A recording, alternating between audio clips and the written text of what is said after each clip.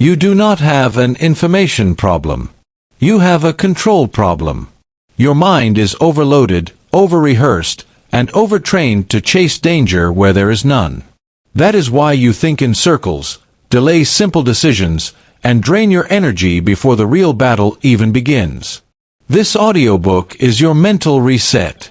It will teach you how to cut noise, shut down useless thought, and act with clarity under pressure. The goal is not to think more.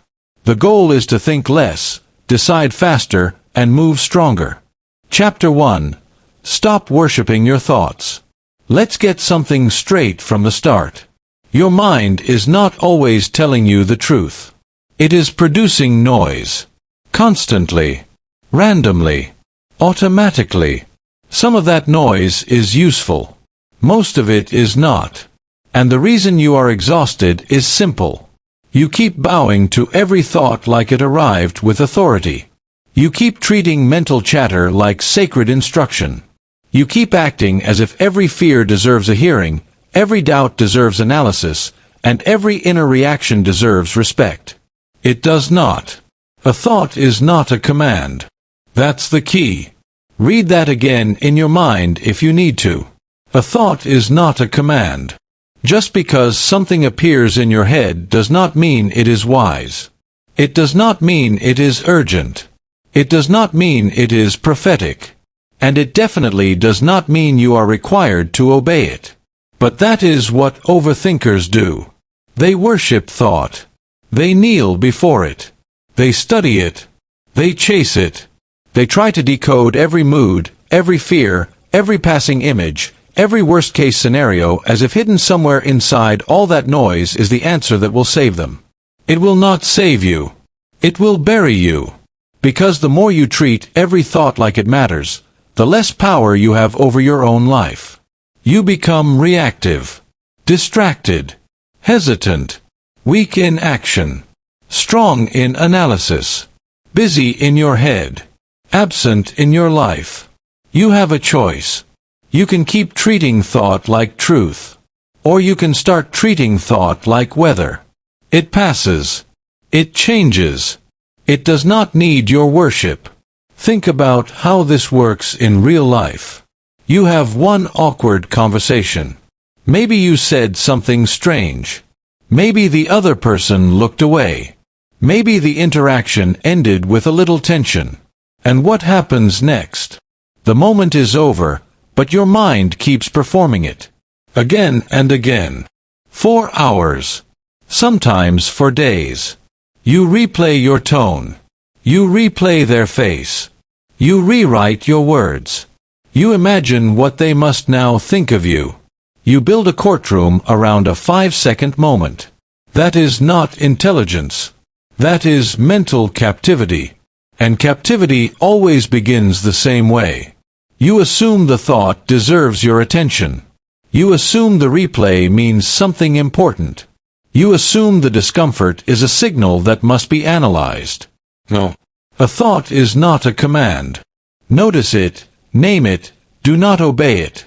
That is the discipline. Noticing means you catch the thought without becoming the thought. Naming means you identify it clearly. Fear, shame, projection, catastrophizing, approval-seeking, memory loop. That is naming. And then comes the hardest part. Do not obey it. Do not sit down and build a home for it. Do not feed it with more imagination. Do not expand it into identity. Do not convert one thought into a lifestyle. Notice it, name it, do not obey it. That's the key. Here is another example. You need to send one email. One simple email. But before you send it, your mind starts producing 10 different outcomes. What if they misunderstand? What if the tone sounds off? What if this creates conflict? What if you seem too eager, too cold, too aggressive, too weak? Now look at what happened. The task was simple. The thought made it heavy. This is what overthinking does. It turns small actions into emotional events. It takes ordinary decisions and wraps them in artificial danger. Then you confuse the tension with importance. But mental volume is not mental wisdom. Just because your mind is loud does not mean it is right. Just because a thought is repeated does not mean it is true. Just because fear sounds convincing does not mean fear is intelligent. You need to learn that fast. Because many people spend their whole lives mistaking anxiety for intuition. They say, "I just have a feeling." No. Sometimes you have wisdom. But many times you have conditioning. Many times you have an overstimulated nervous system. Many times you have an old fear wearing the costume of insight. There is a difference. Intuition is clean. Anxiety is noisy. Intuition is simple. Anxiety is repetitive. Intuition points. Anxiety circles. That's the key. If your mind keeps dragging you back into loops, rehearsals, and worst-case scenarios, that is not clarity. That is fear looking for control. And fear never gets satisfied. Give it one answer, it asks for another. Give it reassurance, it demands certainty. Give it evidence, it asks for guarantees. There are no guarantees. So if your peace depends on forcing your mind to stop producing thoughts, you will lose. The mind produces. That is what it does. It generates. It compares. It predicts. It replays. Your job is not to stop thought completely. Your job is to stop worshipping it. That changes everything. Because once you stop worshipping thought, you stop negotiating with every internal impulse. You stop acting like each feeling deserves a committee meeting. You stop turning your inner world into a democracy where every fearful voice gets a vote. Some thoughts should be ignored. Some should be dismissed. Some should be laughed at. And some should be met with a cold, disciplined response, noted, not followed. You have a choice. That is where your power lives. Not in controlling what appears. In choosing what you obey. That is real self-mastery. So what do you do in practical terms? First, shorten the gap between thought and recognition. The moment a thought appears, catch it. This is me spiraling. This is me replaying. This is me predicting. This is me asking fear to make decisions. That interruption matters. Because once you see the pattern, you create distance. And distance breaks hypnosis. Second, stop asking every thought if it is true. Ask if it is useful. That question will save you years. Is this thought useful right now? Does it help me act? Does it improve the next step? Does it solve a real problem? Or does it just drain my energy and keep me stuck? It's not about perfection, it's about discipline. You do not need a perfect mind. You need a trained response. Third, return to the body. Overthinking lives in abstraction. Action lives in the body. Stand up. Walk. Breathe slower. Relax your jaw. Unclench your hands. Look at the room you are actually in. When thought tries to pull you into fantasy, bring yourself back to fact. Back to sensation. Back to the next physical move. That is how you interrupt the spiral. Fourth, reduce the ceremony around thought. Not every thought deserves a journal entry. Not every doubt deserves discussion. Not every fear deserves expression. Some things need less conversation and more non-compliance. You don't need their permission. And there includes the fearful voice in your own head. That voice is not your master. It is a pattern. Treat it like one. A pattern can be broken. A pattern can be weakened. A pattern can be replaced. But only if you stop respecting it more than your own decisions. Let's say it plainly. If you constantly obey fearful thoughts, you train your brain to produce more of them. If every anxious idea leads to delay, avoidance, reassurance seeking, or endless analysis, your brain learns the system works. It learns that fear gets attention. It learns that noise gets rewarded. Then you wonder why the noise grows louder. Because you trained it to. That's the brutal truth. But the good news is just as simple. You can train something else. You can train recognition. You can train dismissal. You can train movement. You can train obedience to principle instead of emotion. Notice it, name it, do not obey it. That phrase needs to become part of your operating system. When the replay starts, notice it. When the prediction starts, name it. When the fear makes a demand, do not obey it. This is not suppression. This is leadership. This is you taking back command. Because clarity does not arrive when your mind becomes silent forever. Clarity arrives when your mind stops running the show. Clarity begins the moment you realize that thoughts are not kings. They are visitors. Some useful, many useless, none automatically in charge. A thought is not a command. That is your first reset. And until you learn that, every other lesson in this book will slip through your hands. Because if thought controls you, life controls you. But if you can see thought without kneeling to it, you become dangerous in the best way.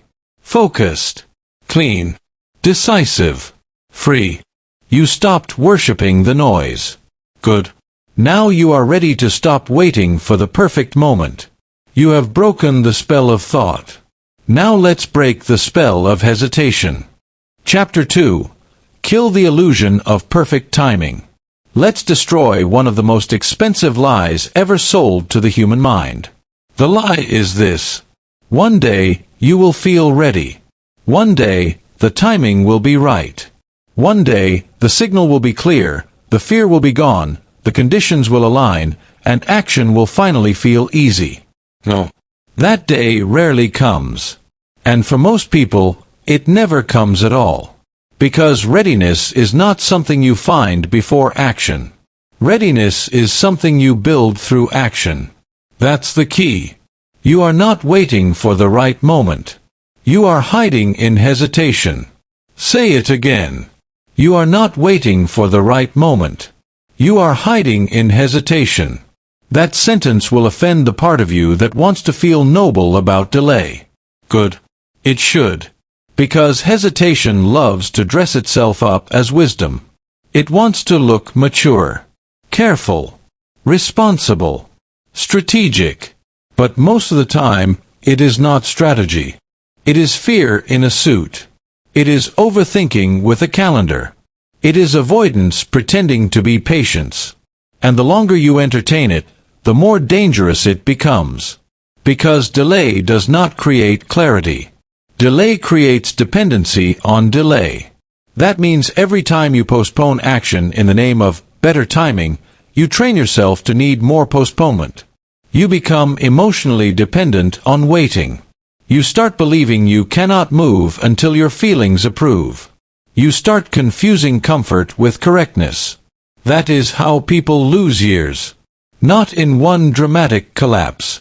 In small, respectable delays. I'll apply next month. I'll start when life calms down. I'll begin after I do a little more research. I just need to get my head straight first. No. You need to move. Movement makes meaning. That's the key. Look at the person delaying a career move. They know their current job is draining them. They know they have outgrown it. They know the environment is deadening their energy, shrinking their confidence, and teaching them to settle. But instead of acting, they wait. They polish the resume again. They rewrite the cover letter for the 5th time. They open tabs, save articles, watch videos, make lists, ask opinions, compare options, and call it preparation. Months pass. Sometimes years. And what changed? Not the market. Not their soul. Not the truth. Only their habit of waiting got stronger. You have a choice. You can keep calling delay carefulness. Or you can call it what it is. Hesitation. And hesitation has a cost. The same is true with your body. How many people know they need to get stronger, leaner, healthier, more disciplined? They know. They know the sleep is off. They know the food is reckless. They know the energy is low. They know the mind is foggy because the body is undisciplined. But what do they say? Monday. Next month. After this stressful week. After the holidays. After I get the right plan. Again, overthinking disguises fear as preparation. You are not confused about what to do. You are uncomfortable doing it. That is different. It's not about knowledge, it's about discipline. That's the key. Most people do not need another video on fat loss. They need 10 push-ups and a walk. Most people do not need another productivity system. They need to start the task before their feelings are ready. Most people do not need one more sign. They need one honest move. Because action gives you what thought never can. Feedback. And feedback produces clarity. Movement makes meaning. You do not think your way into confidence. You act your way into evidence. You do not research your way into certainty. You move your way into data. You do not wait until the fog clears. You walk, and walking shows you where the path actually is. That is how real life works. Not in theory. In contact. In friction. In movement. Take the person who spends 3 months researching how to start a side business. They compare platforms, read case studies, consume expert threads, watch tutorials, buy templates, maybe even build a logo before they make a single offer. It looks productive. It feels productive. But there is no exposure to reality. No customer response. No test. No rejection. No proof. So there is no clarity. Only mental motion. And mental motion is not progress. That distinction matters. Because the mind can simulate movement so well that you feel busy while staying still. That is one of overthinking's favorite tricks. It makes paralysis feel intelligent. But intelligence that never enters reality becomes weakness. You have a choice. You can keep collecting theories. Or you can collect evidence. Evidence comes from execution. That's the key. Now understand this clearly. This chapter is not telling you to become reckless. It is telling you to stop using the demand for certainty as an excuse to remain passive. There is a difference. You should think. You should plan. You should assess risk. But planning has a line. And once you cross it, planning becomes emotional hiding. So how do you know when you've crossed the line? Simple. Ask yourself this. Am I still learning something essential? Or am I repeating the same mental loop because action would expose me? That question will cut through a lot of self-deception. Because exposure is what people really fear. Not failure. Exposure. Exposure means you send the email. Submit the application. Make the call. Post the work. Join the gym. Start the conversation. Launch the first version. Ask the question.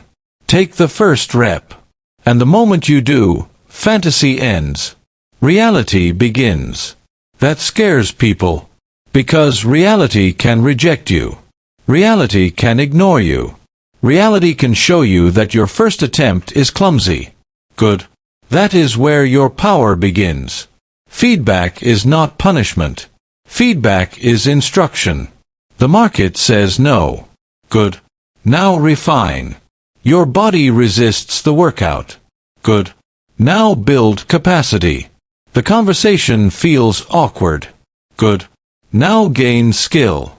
The first version is weak. Good. Now improve. Movement makes meaning. Without movement, you stay trapped in imagined outcomes. With movement, you enter the world of actual results. And actual results can be worked with. Imagined outcomes cannot. That's the key. Here is the practical shift. First, shorten your decision window. If you know the action is necessary, stop giving yourself endless time to feel right about it. Put a deadline on the first move. Not the whole journey. The first move. Apply today. Walk today. Draft today. Call today. One move. One real move. Second, stop asking, what if it goes wrong? Ask, what will I learn faster by starting? That question points you toward reality. Third, measure progress by contact, not contemplation. Did you enter the arena? Did you test the idea? Did you expose yourself to feedback? Did you do the rep? If yes, you are progressing. Even if it felt messy. Especially if it felt messy. Because mess is often proof that you have finally left the fantasy stage. Fourth, build a bias toward imperfect beginnings. Your first workout will not feel elegant. Your first application may not be ideal. Your first offer might be rough. Your first difficult conversation will not sound like a movie script. So what? You don't need their permission.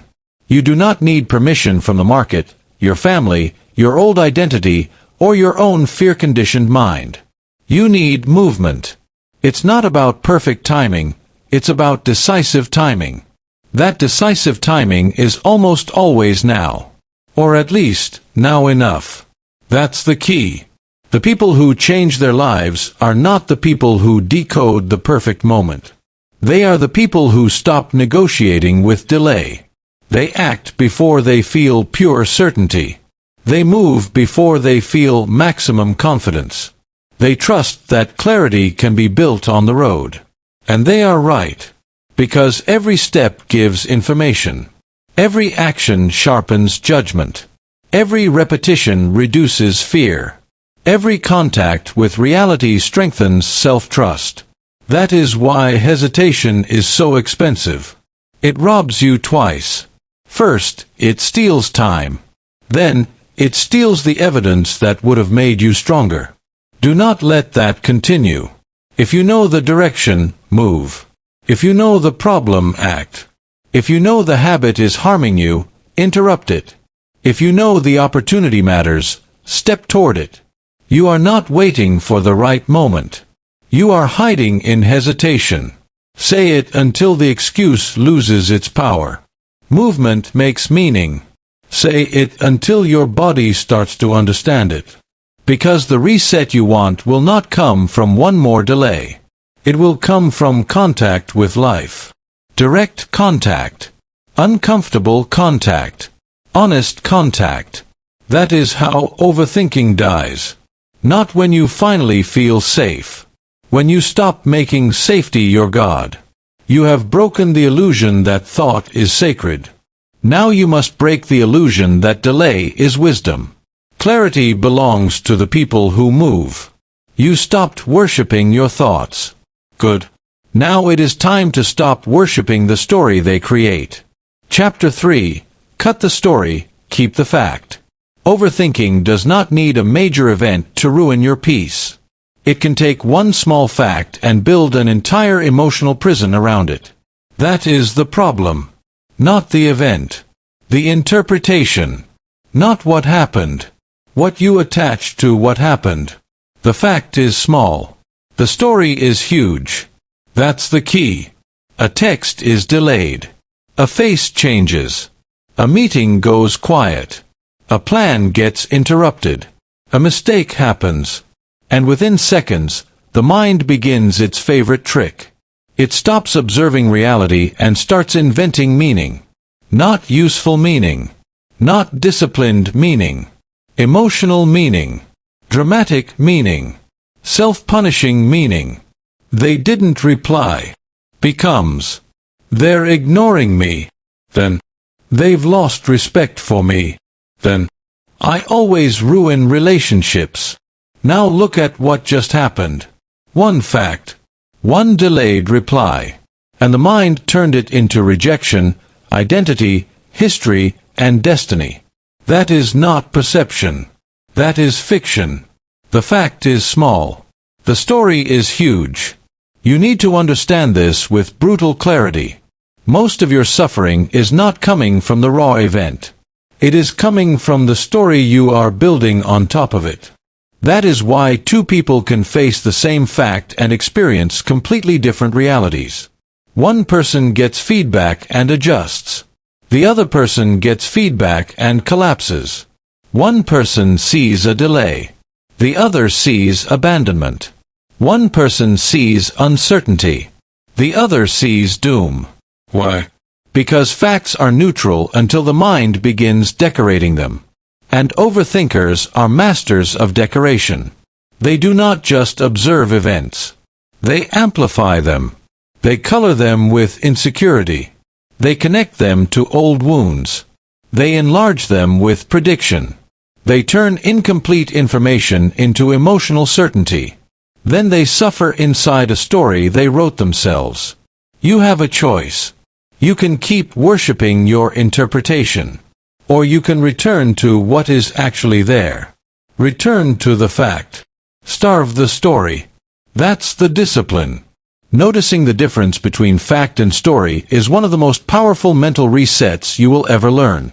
Because once you see the gap, you stop drowning in it. Here is how it works. Fact: they did not reply today. Story: they do not respect me. Fact: my manager corrected my work. Story: I am incompetent. Fact: I felt nervous before speaking. Story: I am weak and not built for pressure. Fact: the plan changed. Story: everything is falling apart.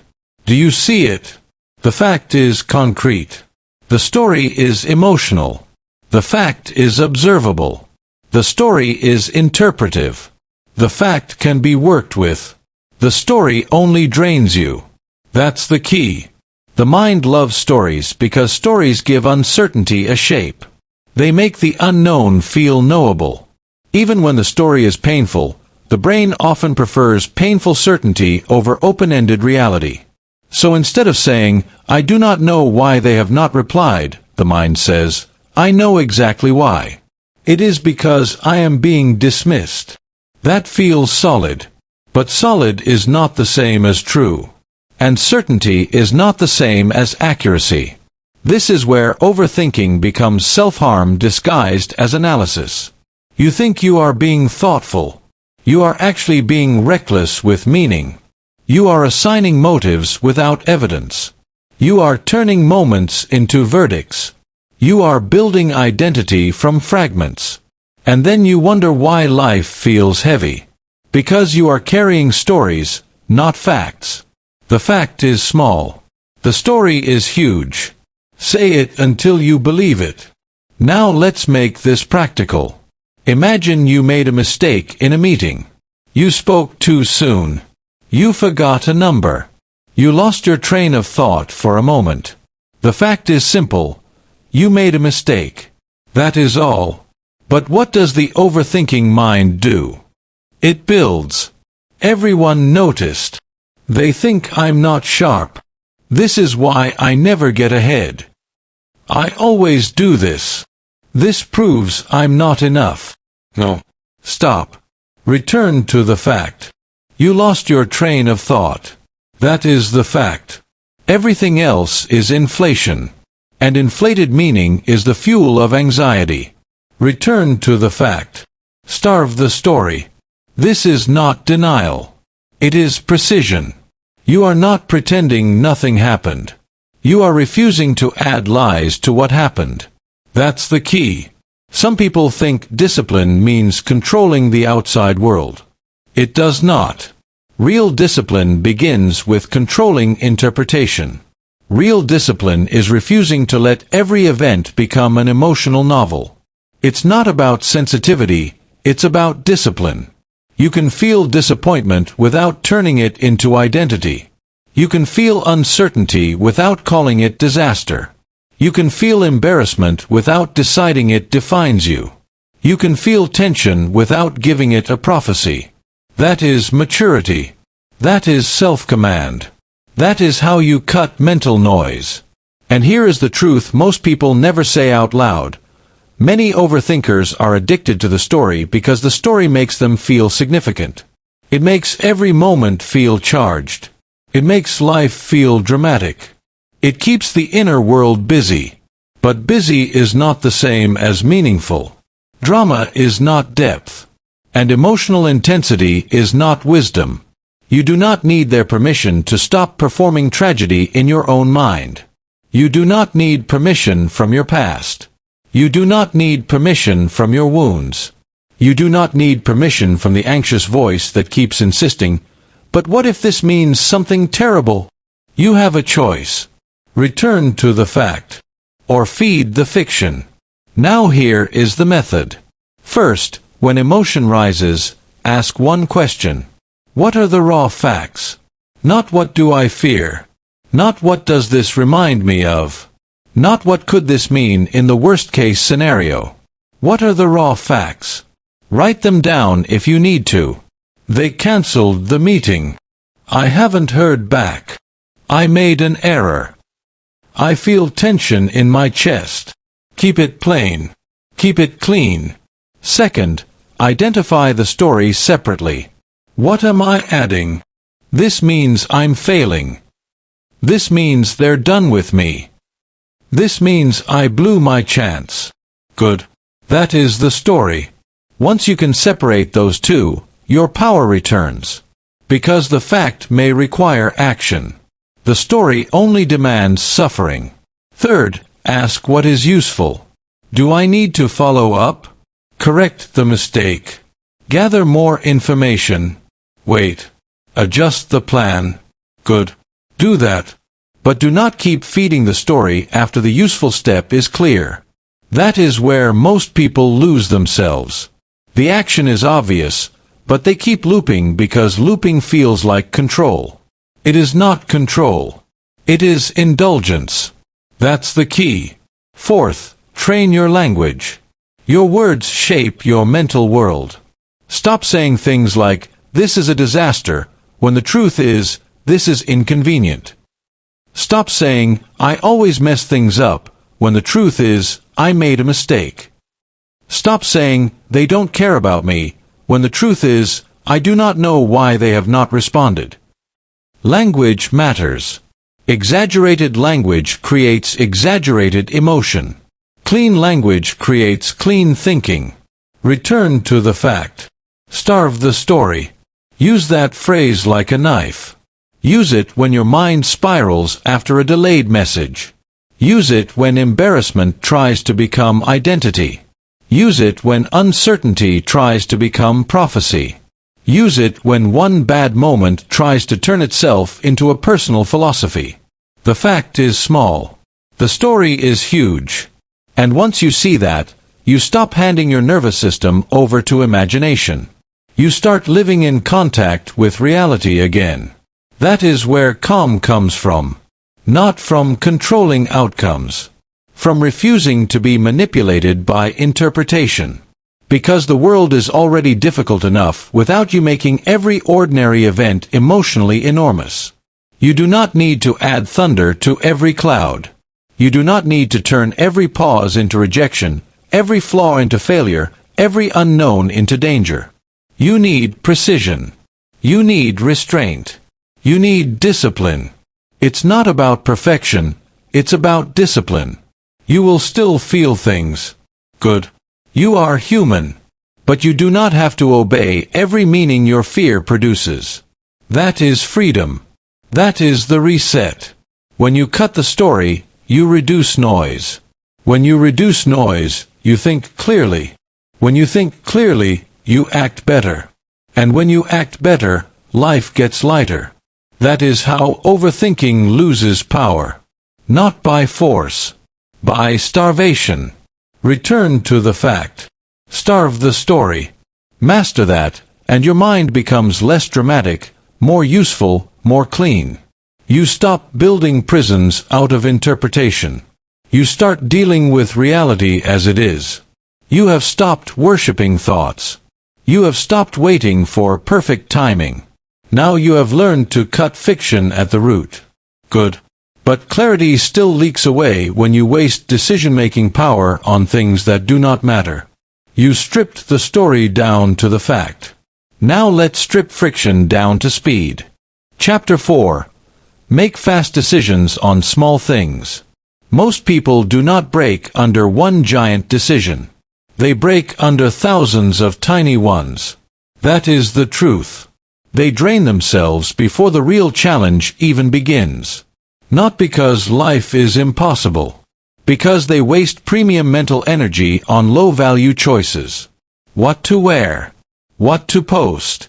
What to say. What route to take. Which app to use. How to word a harmless message. What time to start. Whether this option is slightly better than that one. On and on. Tiny choices. Endless friction. And every time you treat a small decision like a major event, you train your mind to live in hesitation. That is why you feel tired before noon. That is why simple tasks feel heavy. That is why your brain starts acting like every move needs a board meeting. Save your mind for real battles. That's the key. Your mind is a weapon. Stop using it to butter toast with surgical precision. Stop spending championship energy on amateur-level choices. Because the cost is not just time. The cost is trust. Every time you overanalyze a small decision, you teach yourself something dangerous. You teach yourself that you cannot move without perfect assurance. You teach yourself that simple choices require emotional permission. You teach yourself that hesitation is the default setting. And then one day, when a real decision comes, you are already mentally exhausted. Save your mind for real battles. Say it again. Save your mind for real battles. That is discipline. This chapter is not about becoming careless. It is about becoming efficient. It is about understanding that speed on small things creates strength on big things. It is about reducing friction where friction is unnecessary. Because friction compounds. So does decisiveness. Look at how this shows up in ordinary life. You stand in front of a closet for 10 minutes trying to choose what to wear for a normal day. Not a wedding. Not a court appearance. Not a life-changing event. A normal day. But your mind starts producing nonsense. What looks better? What sends the right message? What if this is too casual? Too formal? Too plain? Too noticeable? Stop. It is clothing, not destiny. Decide. Move. Adjust. That's the key. Or you want to post something online. A thought. A photo. A piece of work. A simple message. And suddenly you are rewriting captions, changing punctuation, analyzing tone, anticipating reactions, checking timing, second-guessing words that do not matter. Why? Because you have trained yourself to believe that every small decision is a referendum on your worth. It is not. It's not about anxiety, it's about discipline.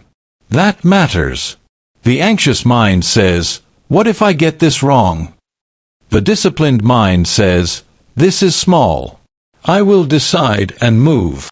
That difference changes everything. And here is what most people never see.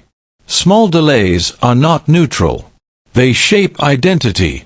If you hesitate over harmless things all day, you begin to see yourself as someone who needs extra time, extra caution, extra reassurance, extra certainty.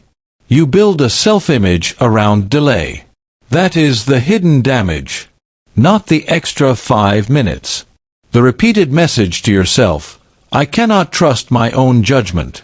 That message sinks deep. Then you start asking other people to decide for you. You ask them what looks better. What sounds better? What route is better? What time is better? What choice is better? Soon your own mind is no longer your first authority. It becomes a panicked assistant begging for approval. You don't need their permission. You do not need permission to choose a shirt, send a simple text, take a route, start a task, or make an ordinary call. You do not need to outsource every tiny move to fear, consensus, or perfectionism. You have a choice. You can keep practicing hesitation, or you can practice decision speed. Decide, move, adjust. That phrase needs to become automatic, because decision speed is a skill, not a personality trait, not a gift, a skill. And like any skill, it gets stronger through repetition. Low-stakes repetition. That's the key. You do not build decisiveness by waiting for one grand moment of courage. You build it in the kitchen, in the hallway, in the inbox, in the parking lot, in the mirror, in the 10,000 tiny moments where your mind tries to turn a pebble into a mountain. You build it by shortening the gap between option and action. Choose, move, correct later if needed. That last part matters. Adjust. Because one of the reasons people freeze on small decisions is that they secretly believe every choice must be final and flawless. No. Most small decisions are flexible. You can change the shirt, edit the post, clarify the message, change the route next time, learn and refine. So why act like every choice is irreversible? That is ego mixed with fear, and it creates paralysis. Decide, move, adjust. That is how capable people operate. Not because they never make weak choices, because they do not make a religion out of tiny errors. They move. Now let's get even more practical. Imagine you need to send a basic message, running 10 minutes late.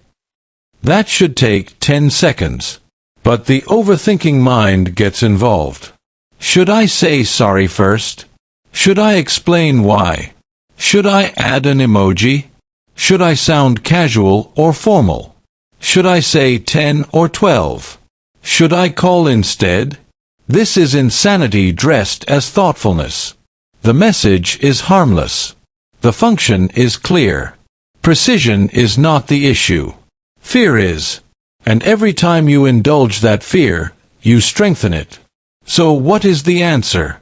Constraint. Put a limit on small decisions. 30 seconds. 60 seconds. 2 minutes maximum. Then move.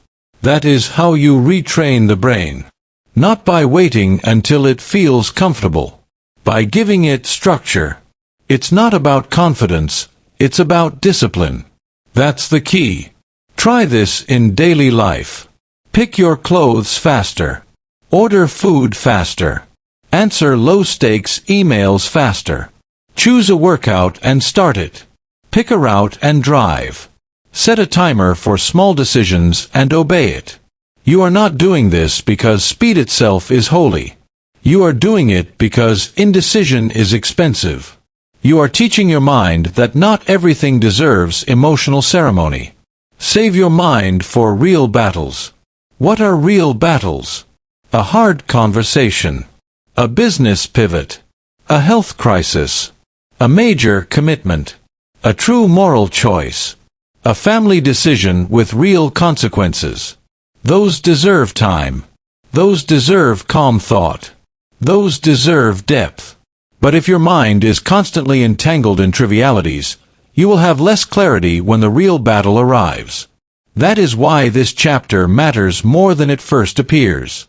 This is not about productivity hacks. This is about preserving cognitive power. This is about building personal authority. This is about teaching yourself, day by day, that you can make a call and live with it. That is self-trust. And self-trust is built in motion. Decide. Move. Adjust. Use that system on repeat. Decision. Movement. Correction. No drama. No worship. No endless inner commentary. Now, let me be clear. Some people cling to indecision because it protects them from ownership. If you never choose, you never fully risk being wrong. You get to stay in the fantasy that a perfect choice exists somewhere, waiting to be discovered. But that fantasy weakens you. Because real life does not reward endless consideration. It rewards clean execution. It rewards people who can act under ordinary conditions without requiring extraordinary emotional alignment. You have a choice. You can keep making tiny decisions feel heavy, or you can start making tiny decisions light. That change alone will lower the temperature of your whole life. You will feel less cluttered, less fatigued, less internally noisy. Why? Because speed on small things reduces drag. And less drag means more energy for what actually matters. That is how the reset works. Not only by managing thoughts, by managing the cost of choice. And once you start doing this, something powerful happens. The mind becomes less theatrical. You stop treating yourself like a fragile machine that needs perfect settings for every move. You become more practical, more grounded, more responsive, more dangerous, in a good way, because now you are no longer available for pointless friction. You see a small decision for what it is. Small. Then you move. That's the key. Save your mind for real battles. Let that phrase clean up your day. Let it cut through the nonsense. Let it remind you that life becomes heavier when you make everything matter too much. Not everything matters equally. That truth will free you. Make the small decisions quickly. Reserve your power for the moments that actually deserve it. That is how you protect your clarity. That is how you train your mind to trust itself again. That is how you stop bleeding energy through 1,000 tiny leaks. You have cut the story. You have killed delay. Now you are learning to remove friction from the ordinary. Good. But there is another trap waiting for the overthinking mind. It does not just hesitate over small things. It rehearses pain before pain even arrives. You have saved your mind for real battles. Now let's stop training it for imaginary ones. Chapter 5. Stop rehearsing disaster. There is a habit destroying your peace long before life ever touches you. It is this. You keep preparing for pain that has not arrived. You call it caution. You call it realism. You call it being prepared. Most of the time, it is none of those things. It is emotional self-sabotage. You are not preventing pain. You are practicing it. That's the key. Say it again. You are not preventing pain. You are practicing it. That is what overthinking does when it moves from analysis into disaster rehearsal. It does not simply consider risk. It lives inside risk. It plays painful scenes on repeat. It imagines humiliation before the presentation, rejection before the conversation, failure before the attempt, loss before the journey even begins. And the body responds as if the threat is real. That matters. Because your nervous system does not need a real tiger to tense up. It only needs a convincing image. A believable story. A repeated mental movie. And if you keep feeding it worst-case scenarios, your body learns tension as a lifestyle. That is why some people wake up tired before anything bad has even happened. They have been fighting imaginary fires all night. You have a choice. You can keep feeding your system false emergencies. Or you can stop training your body to fear what is not here. Do not feed what has not happened. That is the discipline. Notice the difference between smart preparation and disaster rehearsal. Smart preparation says, I have a presentation tomorrow. I will review my points, practice once, sleep, and show up. Disaster rehearsal says, what if I freeze? What if they judge me? What if I forget everything? What if this ruins my reputation? What if one mistake defines me? One is useful. The other is poison. One prepares performance. The other practices panic. That's the key. And this poison is common because it feels productive. That is the trap. It feels like you are doing something. It feels responsible to mentally run every bad outcome. It feels mature to imagine what could go wrong. But if those thoughts do not lead to concrete preparation, they are not helping you. They are draining you. It's not about awareness, it's about discipline. Awareness of risk can be valuable. Discipline means refusing to emotionally live inside risk before it arrives. That is a different thing. Think about the person who mentally rehearses an argument for 3 days before it ever happens. They imagine the other person's tone. They predict insults. They prepare counterattacks. They replay facial expressions that do not even exist yet. They get angry at scenes that have never occurred. By the time the actual conversation happens, they are already exhausted, defensive, and full of tension. And many times, the conversation is far smaller than the fantasy. That is how absurd this gets. A mind addicted to disaster rehearsal will suffer twice. Once in imagination. Then again in reality, if reality even becomes painful at all. You are not preventing pain. You are practicing it. That line should stop you cold. Because practice matters. Whatever you rehearse, you get better at. Rehearse gratitude, you get faster at returning to steadiness. Rehearse action, you get faster at moving. Rehearse disaster, you get faster at fear. And many people have become experts at fear because they have practiced it daily for years. Before the meeting, they practice embarrassment. Before the trip, they practice catastrophe. Before the first date, they practice rejection. Before the launch, they practice failure. Before the medical result, they practice grief. Before the phone call, they practice conflict. What kind of life is that? It is a life where imagination becomes a weapon turned inward. You do not need their permission to stop doing that to yourself. You do not need permission from your old habits. You do not need permission from the anxious part of your mind that insists, "I'm just trying to keep you safe." No. It is trying to keep you familiar. There is a difference. And familiarity with fear feels normal to many people. So normal that calm feels suspicious. They think, if I stop worrying, I'll be caught off guard. But chronic worry does not make you strong. It makes you tired. It makes you reactive. It lowers your ability to respond cleanly when a real challenge actually appears. That's the irony. The person who constantly rehearses disaster feels prepared, but often performs worse under pressure because their system is already overloaded. Do not feed what has not happened. That's the key. Now let's be precise. This chapter is not teaching delusion.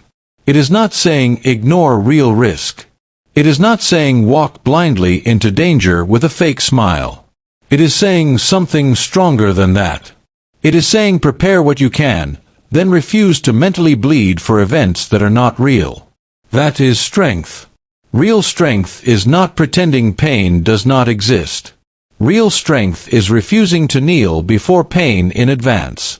You have a choice. Face what is here, or suffer what is not. And if you are honest, you know how often you suffer what is not. You create a catastrophic future before the first step is even taken. You think about starting a business and immediately picture losing money, being judged, failing publicly, disappointing people, and having to explain yourself. You think about going back to the gym and immediately picture injury, embarrassment, slow results, and quitting again. You think about expressing interest in someone and immediately picture rejection, awkwardness, humiliation, and regret. So you stay still. Then you call stillness wisdom. It is not wisdom. It is fear worship. And fear worship always looks like this, obeying imagined pain more than present opportunity. That is the disease. The cure is disciplined refusal. Not blind positivity. Not fake affirmations. Refusal. A hard internal no. No, I will not keep playing this movie. No, I will not run this scene again. No, I will not give emotional energy to an event that does not exist. That is how you interrupt the cycle. Because what disaster rehearsal wants is your participation. It needs your attention. It needs your imagination. It needs repeated viewings to gain force. So stop giving it fuel. Do not feed what has not happened. Now here is the practical method. First, catch the movie early. The moment your mind begins projecting a catastrophic scene, name it. This is disaster rehearsal. Not intuition. Not planning. Disaster rehearsal. Naming it breaks the spell. Second, ask one hard question. What action can I take right now that is real? Prepare the notes. Send the email. Pack the bag. Practice the skill. Make the call. Schedule the appointment. If there is a real step, take it. If there is no real step, stop. No more mental theater. That's the key. Third, return to the body. Fear lives in imagery, but it also lives in physiology. If you have been mentally rehearsing disaster, your body will show it. Tight shoulders, shallow breath, clenched jaw, racing pulse, restless hands. Interrupt the pattern physically. Exhale slowly. Drop the shoulders. Unclench the jaw. Stand tall. Walk. Look around the room. Anchor in what is present. That tells the body a truth the mind has forgotten. Nothing is happening right now. Fourth, limit your exposure to repeated fear loops. Some people say they can't help it. That is rarely true.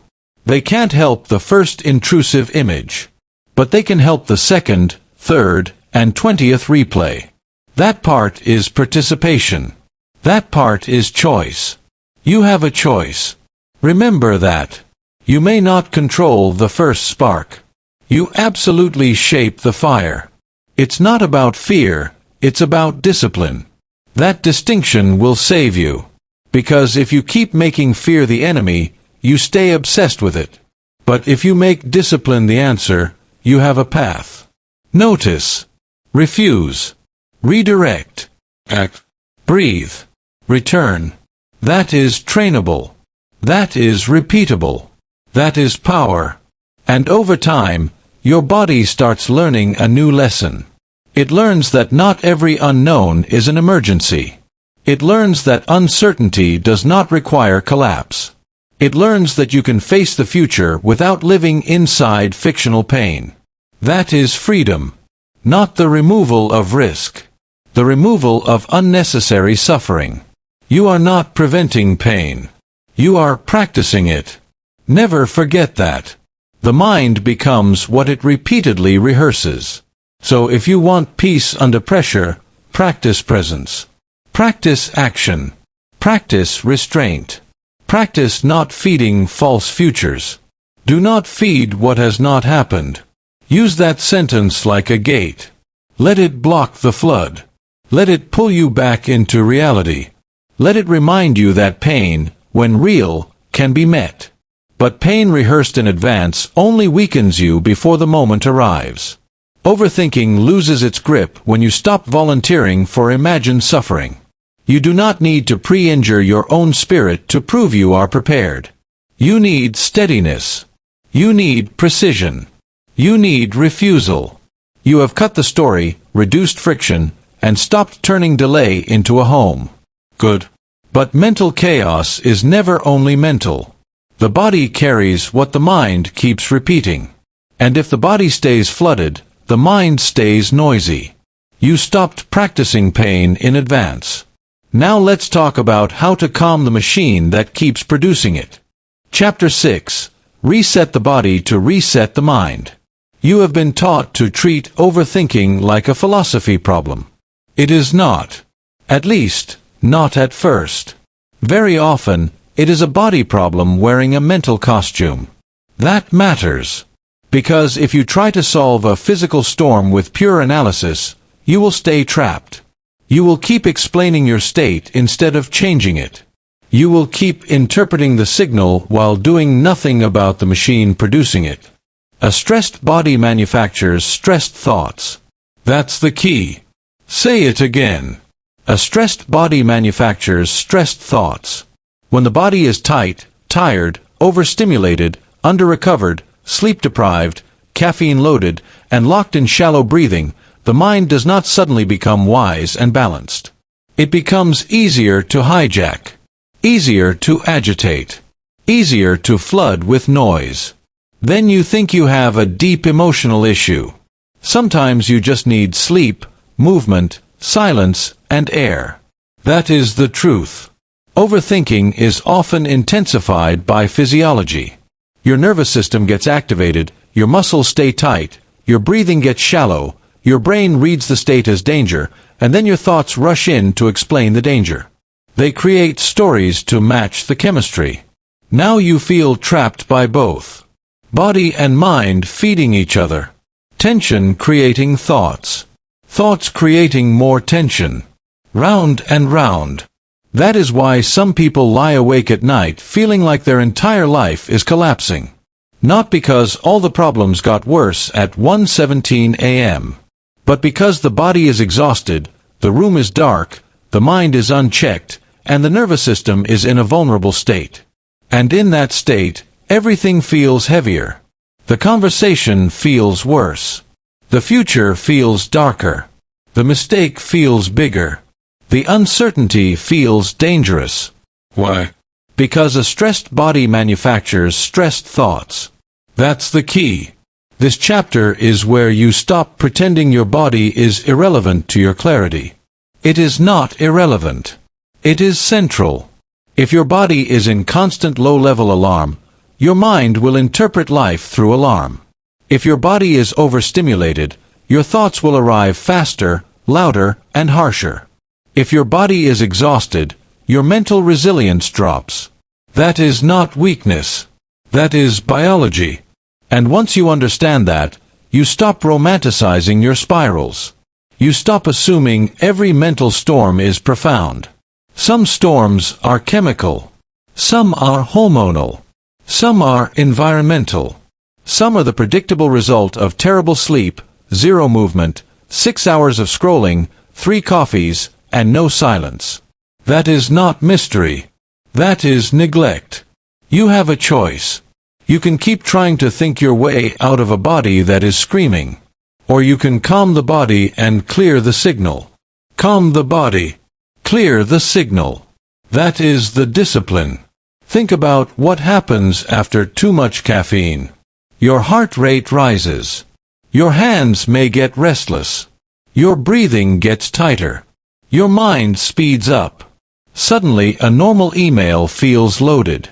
A basic decision feels urgent. A delayed message feels threatening. You become more reactive, more interpretive, more mentally noisy. And then you say, "Why am I overthinking so much today?" Because your biology is throwing sparks into dry grass. That's the key. Or take sleep deprivation. After bad sleep, your mind becomes less stable. Patience drops. Perspective shrinks. Small irritations feel bigger. Your ability to interrupt a spiral gets weaker. You are more emotionally available to every stupid thought that passes through. Then you try to make serious decisions in that condition.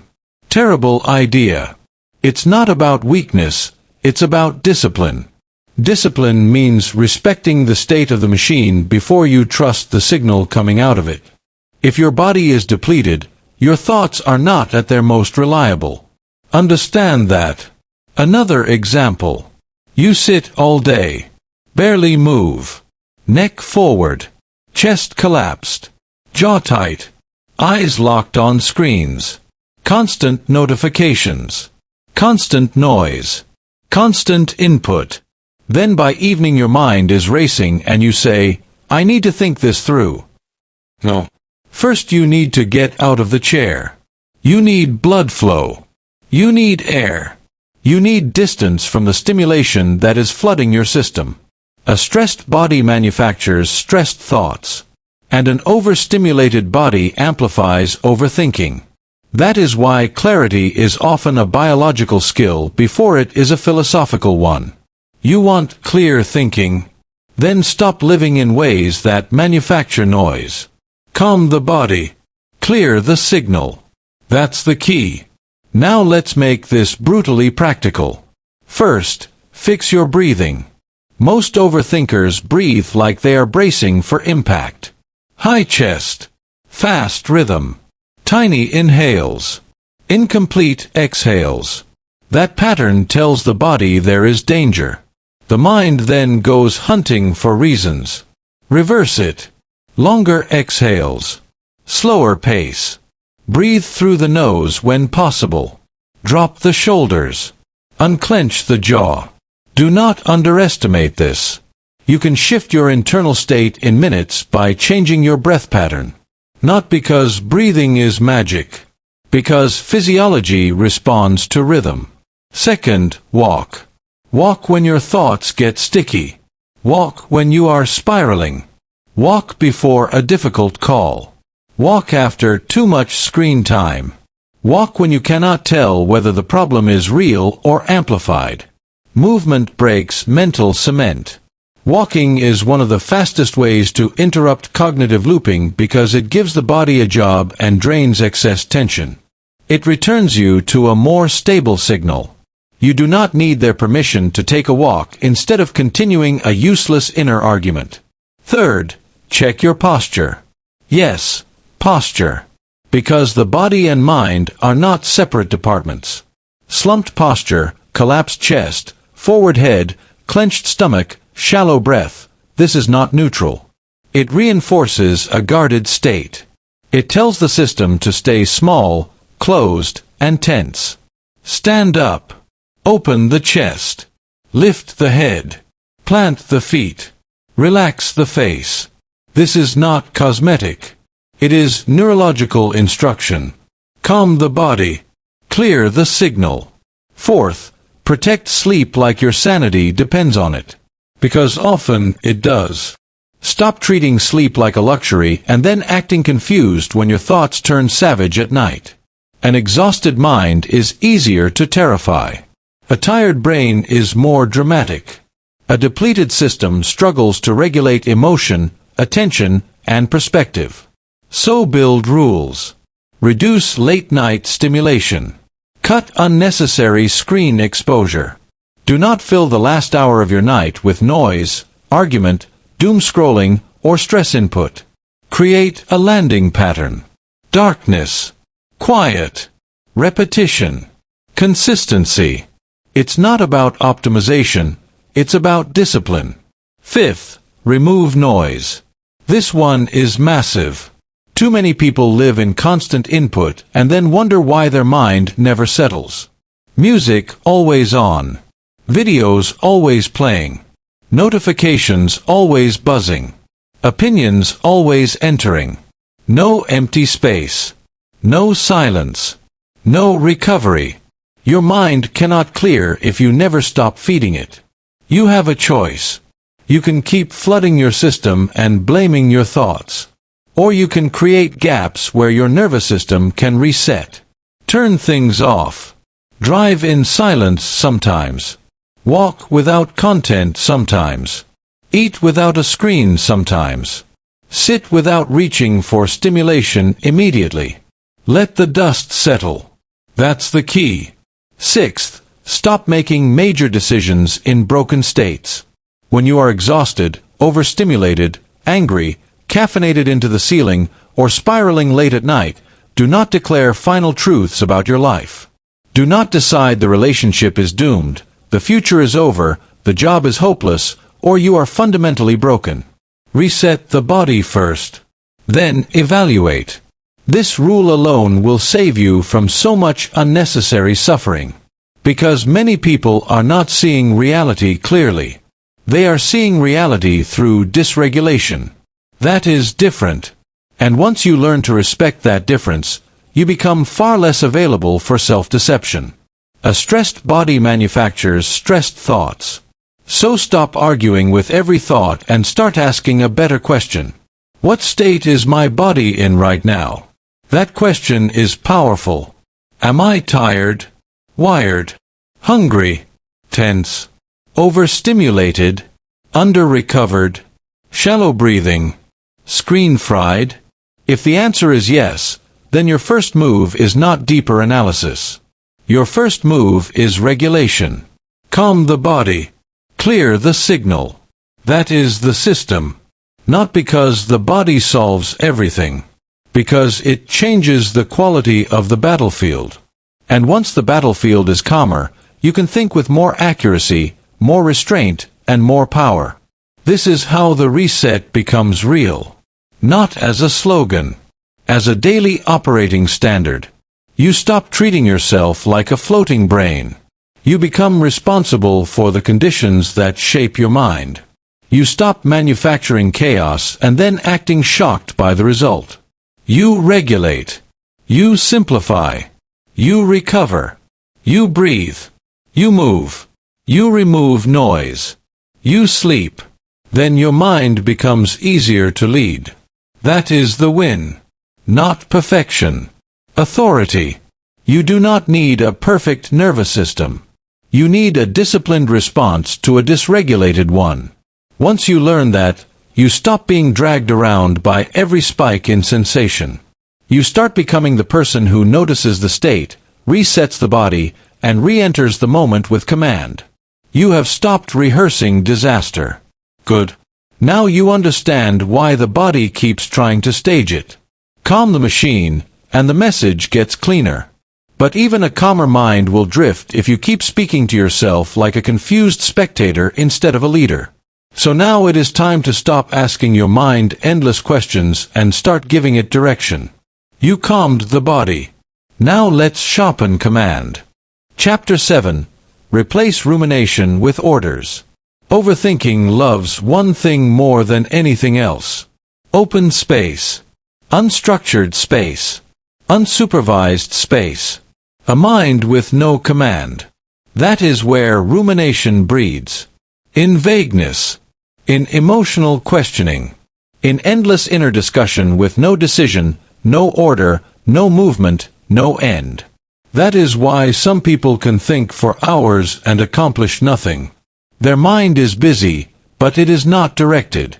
It is active, but it is not led. It is generating language, but not useful language. Your mind needs orders, not debates. That's the key. Say it again. Your mind needs orders, not debates. Most people speak to themselves like weak managers. Unclear. Emotional. Circular. They ask themselves questions that have no practical endpoint. Why am I like this?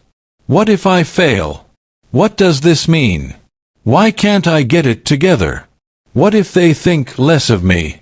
What if this gets worse? And because those questions are vague, emotional, and open-ended, the mind keeps spinning. There is no floor. No finish line. No instruction. Only more interpretation. That is rumination. And rumination is not problem-solving. It is self-entrapment through language. You have a choice. You can keep asking your mind dramatic questions, or you can start giving it disciplined commands. That is leadership. Instruction creates momentum. That's the key. Look at the difference. Rumination says, "Why am I so behind in life?" Command says, "Sit down. Open the document. Work for 20 minutes." Rumination says, "What if this conversation goes badly?" Command says, "Write the 3 points. Stay calm. Speak directly." Rumination says, "Why can't I stop overthinking?" Command says, "Stand up. Breathe slowly. Put the phone down. Walk for 10 minutes." One creates more fog. The other creates movement. That is why this chapter matters so much. Because self-leadership is not just a mindset. It is a language pattern. The way you speak internally shapes the quality of your actions. If your internal voice is vague, panicked, and endlessly emotional, your behavior will reflect it. If your internal voice is direct, practical, and structured, your behavior will begin to align. Your mind needs orders, not debates. Most people have never learned this. They think the solution is to understand themselves more deeply before acting. Sometimes understanding helps. But often, what they call understanding is just more delay. More analysis. More emotional looping disguised as depth. At some point, the mind does not need another question. It needs direction. That's the key. Think about a moment when you were confused, overwhelmed, or frozen. What usually happened? Your mind likely filled with big, shapeless thoughts. There is too much to do. I do not know where to begin. What if I make the wrong move? Maybe I should wait. Maybe I should think more. That language creates paralysis because it gives the mind no edge to grab onto. It leaves everything abstract. And abstraction is where overthinking becomes powerful. The more abstract the problem, the easier it is for fear to expand inside it. So reduce abstraction. Give the mind a concrete order. Not, figure your life out. Take out a sheet of paper. Not, stop being a mess. Write the top 3 priorities. Not, fix everything. Make the call. Instruction creates momentum. That phrase needs to live in your nervous system. Because momentum is not created by emotion. It is created by order. Clear order. Repeatable order. Actionable order. And once momentum begins, rumination weakens. That's the key. Here is one of the biggest mistakes people make. They keep talking to themselves as if they are spectators of their own life instead of operators inside it. They narrate. They complain. They explain. They interpret. But they do not command. That has to end. Because when life gets heavy, the mind becomes more primitive. Under stress, you do not need philosophy first. You need command first. You need a voice inside that can cut through fog. Stand up. Drink water. Close the tabs. Write the list. Send the email. Take the shower. Leave the room. Go outside. Begin now. Simple. Direct. Clean. You do not need their permission to talk to yourself like a leader. And there includes the soft, indulgent, confused part of you that keeps asking for one more round of discussion instead of movement. No. You have discussed enough. Now command something. Now, let's be clear. This is not about barking at yourself with cruelty. It is not about turning your inner voice into abuse. It is about replacing useless internal negotiation with useful direction. There is a difference. Abuse says, "You are pathetic." Leadership says, "Get up and do the next thing." Abuse attacks identity. Leadership directs action. That's the key. It's not about aggression, it's about discipline. And disciplined internal language is one of the fastest ways to stop emotional spinning. Take the example from the outline, "Why am I like this?" That question is poison. It sounds insightful, but it usually leads nowhere helpful. It invites the mind into autobiography, blame, shame, comparison, memory, and self-judgment. It opens 10 doors and closes none. Replace it. Stand up. Write the list. Make the call. That is how you reclaim the moment. Not by solving your entire personality. By leading your next behavior. You have a choice. Debate your condition. Or direct your conduct. The second path is where power lives. Let's make this practical. When you catch yourself spiraling, stop asking emotional why questions in the middle of activation. In the heat of anxiety, why often becomes a trap. It sends you deeper into narrative when what you need is structure. Instead, ask command-oriented questions. What is the next physical action? What can be completed in the next 5 minutes? What instruction would a strong leader give right now? Then obey the answer. That's the discipline. Second, shorten your commands. Do not give your brain a speech when it needs an order. Bad command, I really need to get myself together and stop procrastinating because this is becoming a pattern and I know I should be more disciplined. Good command, open the file. Bad command, I need to stop living like this and find a better routine. Good command, lights out at 11. Short language creates usable action. That is why instruction creates momentum. Third, sequence confusion into steps. Overthinking thrives when everything feels tangled together.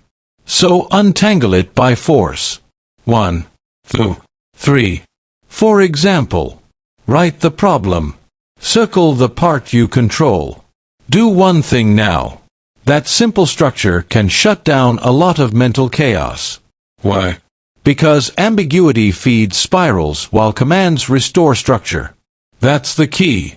Fourth, use your body to reinforce command. When you give yourself an instruction, attach movement to it immediately. Do not let the command stay theoretical. Say, stand up, and stand up. Say, put the phone down, and put it down. Say, walk outside, and move. This matters because action confirms authority. The moment you obey your own instruction, self-trust grows. The moment you ignore your own instruction, internal authority weakens. So stop making promises to yourself that sound nice but go nowhere. Command. Then comply. That is self-respect. Fifth, build default orders for recurring situations. When this happens, I do this. When I start spiraling at night, I stop analyzing and go to sleep. When I overthink a message, I reread it once and send it.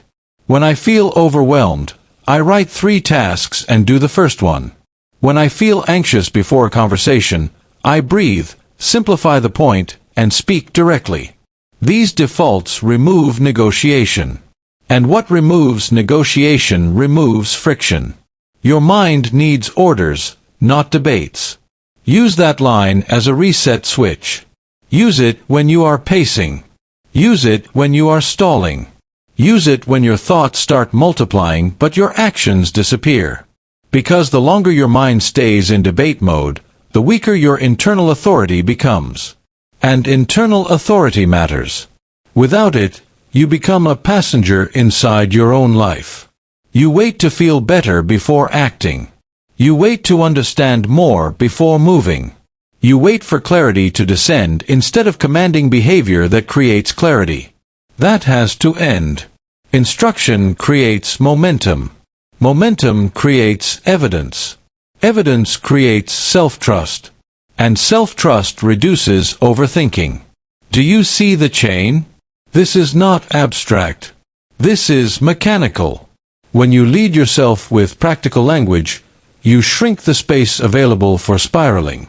You become less theatrical and more operational. Less consumed by inner weather, more focused on outer execution. That is what strong people do. Not because they never feel confusion. Because they do not let confusion run the room. You have a choice. You can keep letting your mind host endless debates. Or you can become the voice that ends the meeting. That is leadership. That is the reset. Your mind will always generate noise. Fine. But noise without command stays noise. Once command enters, the system changes. The chaos gets organized. The next move becomes visible. And visible action breaks mental paralysis. Your mind needs orders, not debates. Never forget that. Because overthinking is often not defeated by brilliance. It is defeated by clean instruction repeated under pressure. That is how you become someone who can function even when feelings are messy. That is how you stop drowning in questions that have no end. That is how you become your own leader.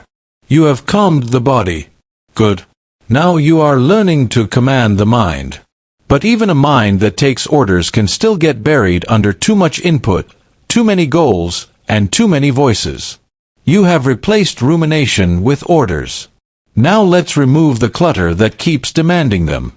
Chapter 8. Reduce your life to what matters. A lot of people say they are overwhelmed because life is complicated. Usually, that is not true. Usually, they are overwhelmed because they refuse to simplify. That is the hard truth. They have too many goals, too many inputs, too many opinions, too many open loops, too many voices, too many tabs open in the browser and in the mind. They are trying to become 5 different people at the same time while listening to 20 different sources tell them how to do it. Then they wonder why they cannot think clearly. Because complexity is the playground of confusion. That's the key. Say it again. Complexity is the playground of confusion. Overthinking does not always come from deep trauma or high intelligence or philosophical depth. Sometimes it comes from simple overload. Too much information. Too many choices. Too many directions. Too much noise. And when the mind is flooded, clarity does not increase. It collapses. You have a choice. You can keep feeding the clutter. Or you can begin cutting it. Less noise. More power. That is the discipline. Look at the modern mind. It wakes up and checks messages. Scrolls headlines. Checks email. Opens social media. Watches clips. Saves ideas. Adds tasks. Consumes advice. Compares routines. Studies habits. Watches another self-help video. Reads a thread about discipline. Opens a podcast about focus. Starts a note with 10 new things to change. Then by noon, nothing has actually been implemented. That is not growth. That is consumption addiction dressed as self-improvement. And the more you consume without execution, the weaker your internal authority becomes. Why? Because you stop trusting your own judgment. You become dependent on the next input, the next framework, the next trick, the next voice. Excess information weakens internal authority. That's the key. The person who is constantly searching for one more answer usually does not need another answer. They need one commitment, one direction, one filter, one repeated action. But that feels too simple. And the undisciplined mind often resists simplicity because simplicity removes excuses. Simplicity forces contact. Simplicity says, here is the priority. Do it again. No drama. No novelty. No endless ideation. Just repetition. That is why so many people stay tangled. Complexity lets them feel mentally busy without having to face the discomfort of focused execution. Complexity is the playground of confusion. And confusion, for many people, becomes a hiding place. Think about the person chasing 5 identities at once. They want to build a business, become a creator, get in elite shape, read 50 books, master investing, improve relationships, learn a language, fix sleep, optimize nutrition, become deeply spiritual, and reinvent their wardrobe, all at the same time. That is not ambition. That is scattered ego. And scattered ego produces scattered attention. You cannot build a powerful life with divided allegiance. You cannot think clearly when every day is a referendum on 10 different missions. You cannot calm your mind if you keep demanding that it serve every possible version of yourself at once. You need reduction. You need selection. You need sacrifice. Less noise. More power. That's the key. Now look at another trap.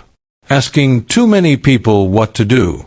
You ask one friend, then another, then a mentor, then a podcast, then a post online, then a book, then a forum, then another video. Now you have 12 opinions and no peace. Why? Because every external voice weakens the signal of your own discernment if you do not know how to filter. Advice is not the problem. Volume is the problem. Undisciplined intake is the problem. Constant comparison is the problem. You do not need their permission. You do not need permission from 5 experts to start walking daily. You do not need permission from 8 creators to choose one project. You do not need permission from the internet to simplify your life. You need standards. You need fewer voices. You need a mind that is no longer available for endless outside interference. It's not about information, it's about discipline. That's the key. A disciplined person can handle information and still remain centered. An undisciplined person gets dragged by every new input. That is why some people know a lot but do very little. They are full of concepts and empty of command. Their mind is crowded with frameworks, but their day contains no repeated focus. They can explain 10 productivity systems and still fail to finish one important task. Because knowledge without reduction becomes clutter. And clutter creates internal friction. So let's make this practical. First, reduce your active priorities. Not forever. For now. Pick fewer things. Very few. If everything matters, nothing gets power. If every goal is urgent, all of them become weak.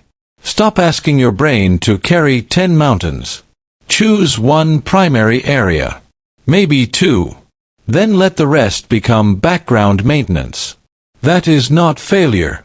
That is intelligence. A focused life feels lighter because attention is not being shredded in every direction. Less noise.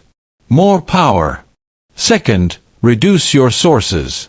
Stop learning the same lesson from 12 different mouths. Pick a small number of trusted voices. Then spend more time applying than consuming.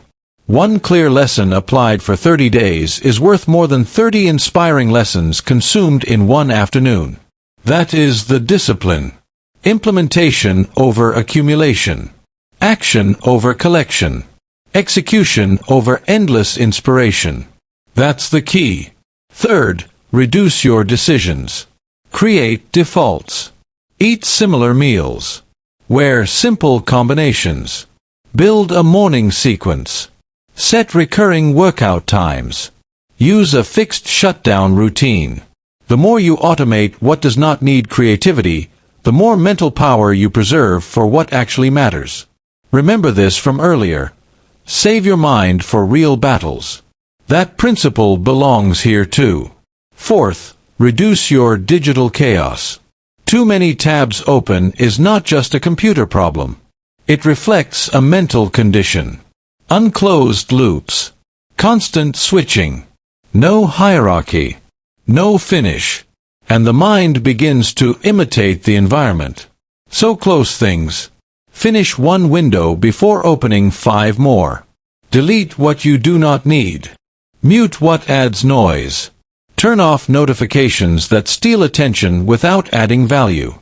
A cluttered environment trains a cluttered mind. You have a choice.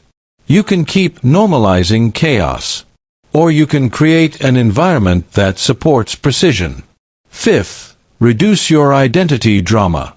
Stop introducing 10 new versions of yourself every week. Stop treating your life like a rebrand project every time you feel restless. A lot of overthinking comes from identity inflation. People keep asking, who am I becoming? When the more useful question is, what do I do repeatedly? Identity follows repetition, not imagination. If you want to become disciplined, repeat disciplined acts. If you want to become clear, repeat clear priorities. If you want to become calm, repeat calm behaviors. It's not about reinvention, it's about repetition. That's the key. And here is the uncomfortable truth. Radical simplification will feel boring to the part of you that is addicted to stimulation. It will feel too plain, too narrow, too repetitive. Good. That means it is working. Overthinking loves novelty because novelty creates more material. More decisions. More interpretation. More emotional movement. Simplicity starves that machine. That is why simplicity feels powerful once you commit to it. You stop negotiating with 10 paths. You walk one. You stop collecting opinions. You follow a standard. You stop asking what else you could be doing. You do what matters again. Less noise.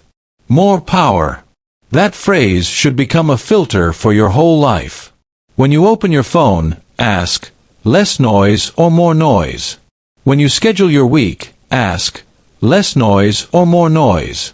When you commit to goals, inputs, habits, conversations, environments, ask the same question. Less noise. More power. That is not minimalism for aesthetic reasons. It is simplification for cognitive authority. You are removing what weakens your signal. You are reclaiming the ability to hear your own mind without 20 other minds inside it. You are training focus through subtraction. That is maturity. That is self-respect. That is how overthinking loses fuel. Because a cluttered mind keeps generating friction. A simplified mind can finally direct force. And force, when focused, changes lives. Not scattered effort. Focused force. Complexity is the playground of confusion. Never forget that. When you reduce the necessary becomes visible. When the necessary becomes visible, action becomes easier. When action becomes easier, self-trust grows. And when self-trust grows, overthinking begins to starve. This is how you get your life back. Not by adding more. By removing what never deserved your energy in the first place. Fewer priorities. Fewer voices. Fewer inputs. Fewer decisions. Repeated daily focus. That is not restriction. That is power. You have calmed the body. You have replaced rumination with command. Now you have cut the clutter that keeps your mind fragmented. Good. But simplification alone is not enough. You must now build something stronger in its place. You must train yourself to believe your own actions again. You reduced your life to what matters. Now let's build the one thing overthinking has been quietly destroying the entire time. Chapter 9. Train yourself to trust action. You do not build self-trust by thinking nice thoughts about yourself. You do not build it by repeating affirmations with zero evidence behind them. You do not build it by waiting until you feel confident, centered, healed, aligned, or inspired. You build self-trust one way. You do what you said you would do. Again. And again. And again. Especially when you do not feel ready. That's the key. Confidence is earned in motion. Say it again. Confidence is earned in motion. Most people are trying to feel their way into self-trust. That is backwards. They want the emotion first. They want to feel certain before they act. They want to feel powerful before they move. They want to feel disciplined before they obey a standard. No. Action comes first. Evidence comes second. Confidence comes after. That order matters. Because overthinking grows strongest in people who no longer trust themselves to act. They make plans and break them. Set goals and avoid them. Promise and postpone. Commit and disappear. Not once. Repeatedly. Then they wonder why every decision feels heavy. Because their internal credibility is damaged. Their mind has learned a dangerous lesson. This person talks, but does not follow through. That is the real wound. Not low confidence. Broken internal trust. You have a choice. You can keep asking your mind to believe in a version of you that rarely acts. Or you can rebuild trust through proof. Confidence is earned in motion. That is the discipline. This chapter is not about hype. It is about credibility. The kind of credibility you have with yourself. The private kind. The kind that exists when nobody is watching. The kind that changes how you stand, speak, decide, and recover under pressure because you know, deep down, that when it matters, you move. That kind of confidence is not loud. It is grounded. And it is built through completed actions. Every completed action rewires the self. That's the key. Think about a simple morning routine. Wake up.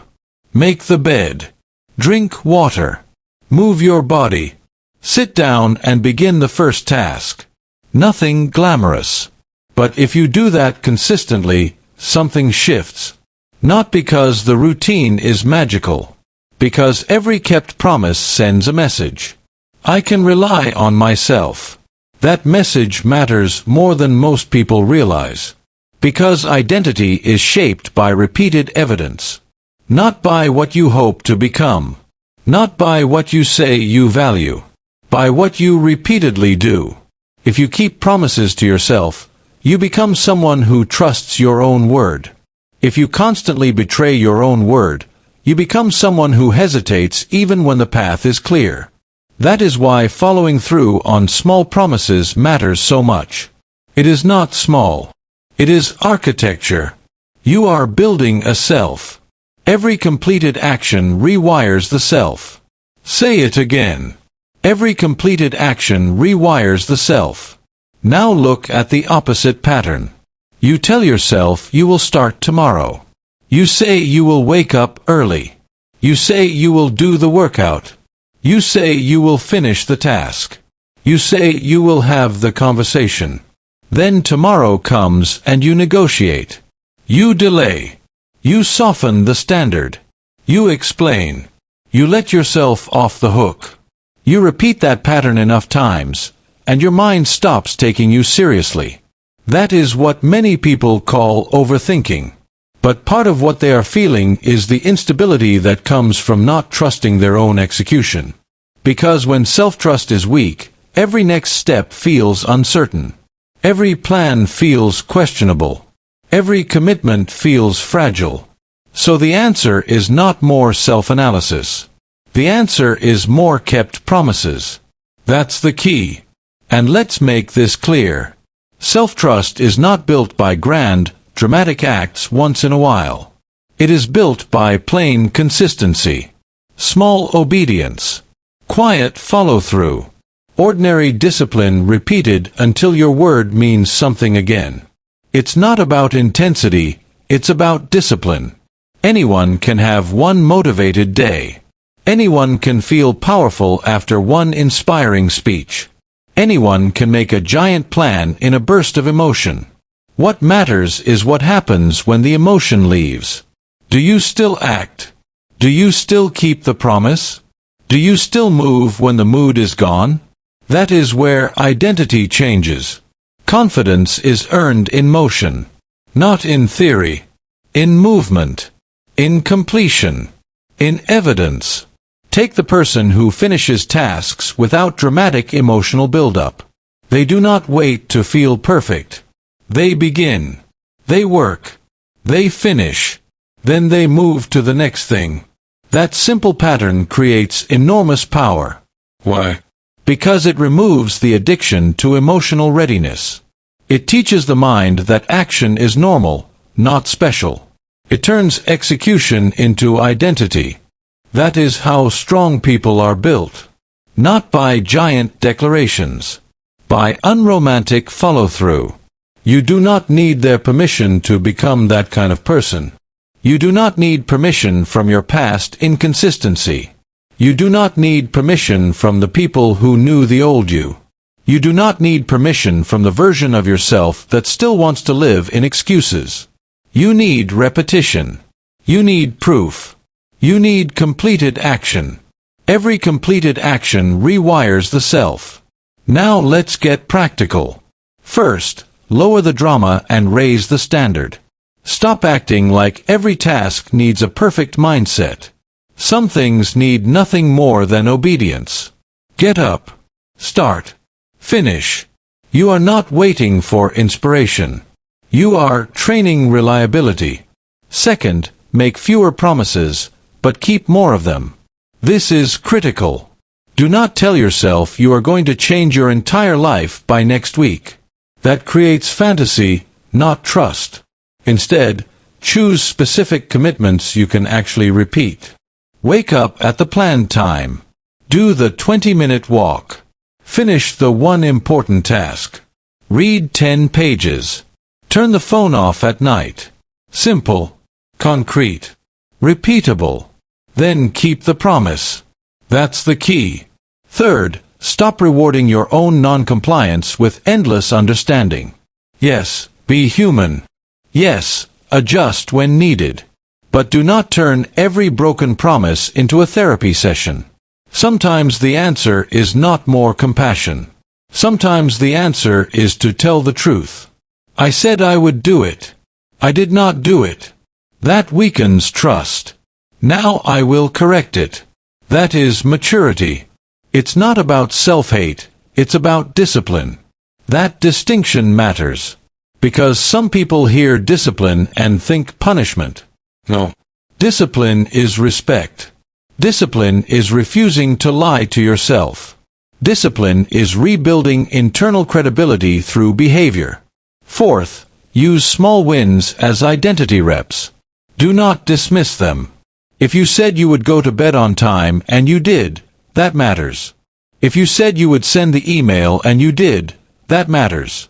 If you said you would stop after one scroll and you did, that matters. If you said you would take the walk and you did, that matters. Why?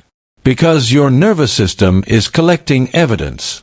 And evidence changes self-perception. Every completed action rewires the self. Fifth, finish more things. Overthinkers often start with emotion and stop with friction. They begin strongly, then disappear.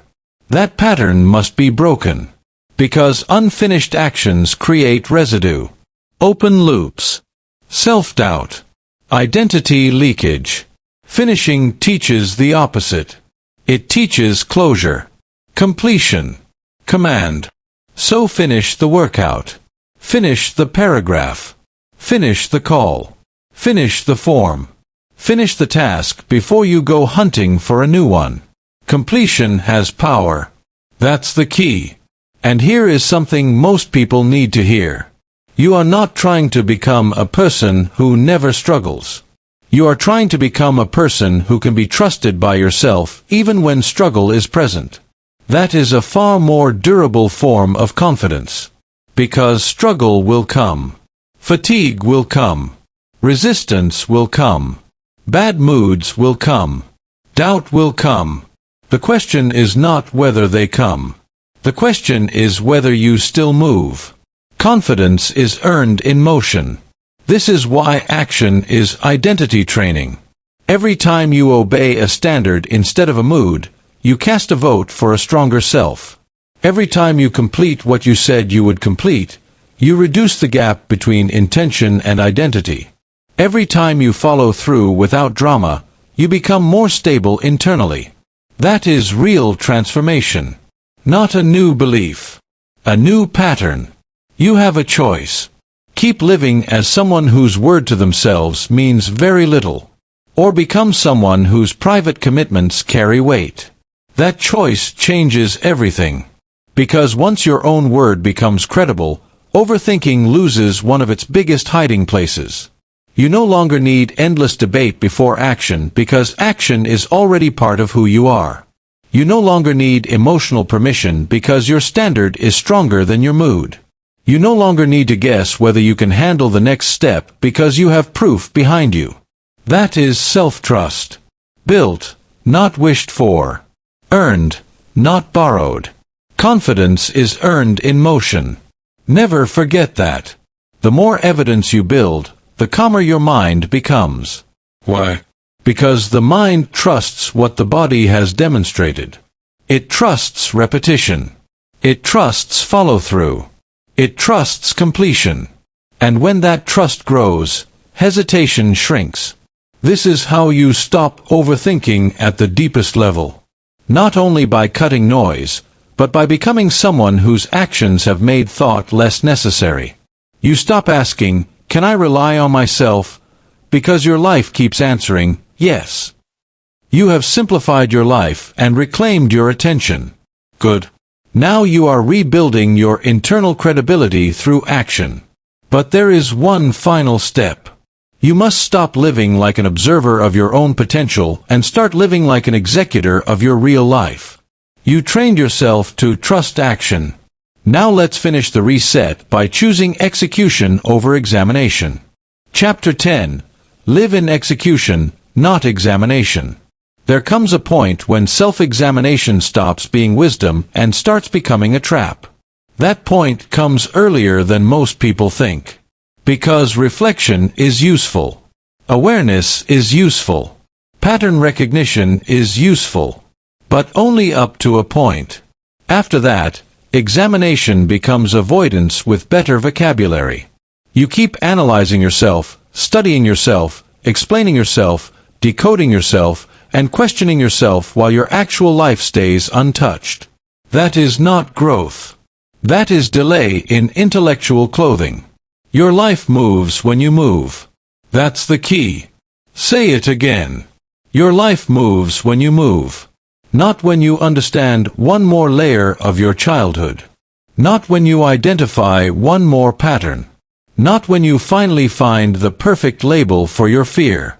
Not when you explain your hesitation in beautiful language. When you move. This chapter is where the whole method comes together. Because the final form of overthinking is not just fear.